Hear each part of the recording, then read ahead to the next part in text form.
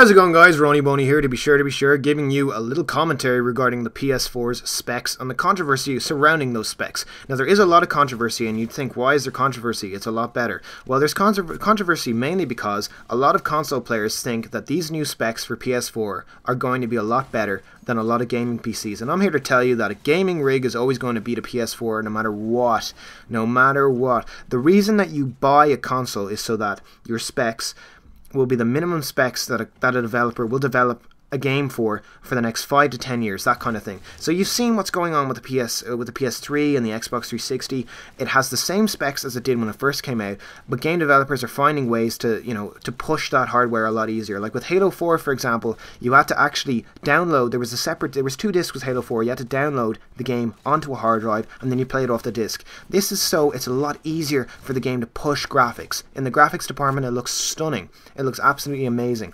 So game developers are going to find that way for loads of games in the future, especially for the PS4. The PS4, let me run through the differences between the PS4 and a gaming PC, and why, even if it seems like they're of similar specs, they're not. That the PC will always win.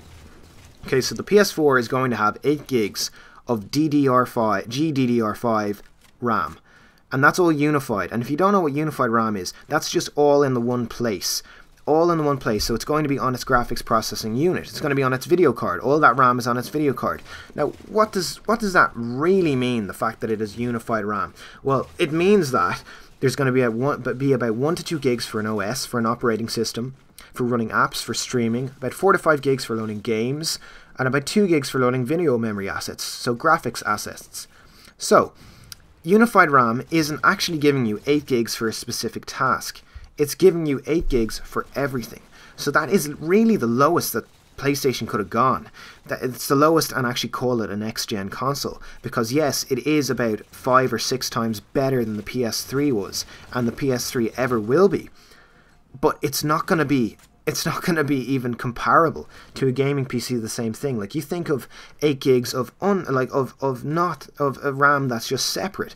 If you have 8 gigs of DDR3 RAM and you have a 2 gig GDDR5 graphics processing card, it's going to run a lot better. A game will run a lot better because it has more RAM to play with. That's simply the way it is.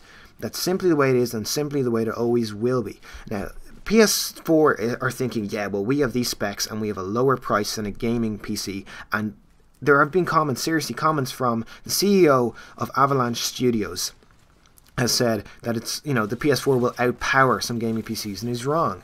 He's wrong in the fact of, the reasons that I just mentioned. He's wrong in that way. Like, what's he talking about? What kind of PCs is he on about? Is he talking about just, regular laptops that you buy and some people maybe play Minecraft on them, that kind of thing? Or is he comparing this to a gaming PC? Because if he is, he's insane. He's been smoking a pipe or something. He's been doing something weird with his head. He's not right in the head, because there's no way that someone should think that. And I'm a major company. Nobody should have allowed him to make that statement at all. He shouldn't have been allowed to say that.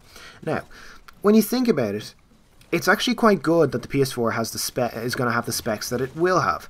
And I'm going to tell you why. Now, they're not going to be as powerful as a gaming PC, but it's going to be a lot easier for porting. Now, as you guys know, most games really are made on the PC. And when they're made on the PC and then they're ported to console, and they run at a lower frame rate. Now, it will run at a lower frame rate, but it'll be a lot smoother, like really a lot smoother. It'll look a lot nicer now, because it's ported down, and the PS4 is going to have meatier hardware. It's going to be a lot more powerful, so now you're going to be able to have more powerful games, like Battlefield 4 is coming out. Battlefield 4 will run a lot better on the PS4 than it ever can on an Xbox 360 or PS3. Destiny, for example, the game that's been made by Bungie. Because obviously that's going to be developed on a PC, they should do a PC port for it. But it's going to be a lot better on the PS4 than it will be on the 360 or the PS3, solely because the PS4 is going to have more. It's going to be meatier. It's going to have a lot more graphics capabilities, that kind of thing. So that's not a bad thing. It really isn't a bad thing that it has it. There's also, if you think I'm not being fair to the PS4, there are a lot of reasons to buy a PS4 over buying a gaming PC. For one, you can capture your gameplay, and if you like capturing your gameplay and sitting back on the couch while you have your controller, that's the way it's going to be. It's going to have a capture card in it now. It's going to be able to live stream a lot of things that a PC can do. And just some people don't like the idea of getting a PC and setting one up, and it just doesn't seem like a console to them. So if they like the fact that the PS4 is going to be very, very close in regards to gaming and putting things on YouTube to a PC, then all for it. Seriously, all for it.